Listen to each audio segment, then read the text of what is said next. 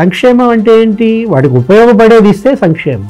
వాళ్ళు వద్దు మాకు మర్రో అనేది మీకు ఇంకా అది సంక్షేమం ఎలా అవుతుంది? కాబట్టి మీరు ఆ బియ్యం మార్చండి. ఇది ఎన్టీ రామారావు పెట్టిన పథకం అమ్మా. మీకు నిజంగా సెంటిమెంట్ ఉంటే ఎన్టీఆర్ మరి ఆయన గొప్ప నాయకుడు, ఆ రోజు బియ్యం దొరకదు. తెల్లన్నం అంటే ఆ రోజు పండగన్నం, ఆ రోజు అంటే స్వామి బువ్వ అనేవాళ్ళు. అసలు నీకు బియ్యంతో అన్నం వండుకోవటమే ఆ రోజు పేదవాడికి అదొక పెద్ద అమృతంగా అనుకున్న టైంలో ఆయన ఇచ్చాడు. కాబట్టి దేవుడు అయ్యాడు. పేదల పాలిట ఎన్టీఆర్ నెత్తిన పెట్టుకున్నారు. ఇవాళ ఆ స్కీమ్ ఇవాళ ఏంటి?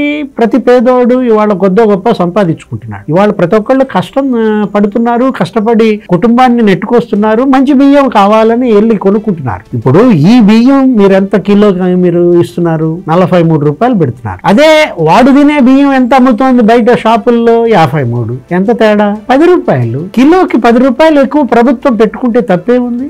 లేదు.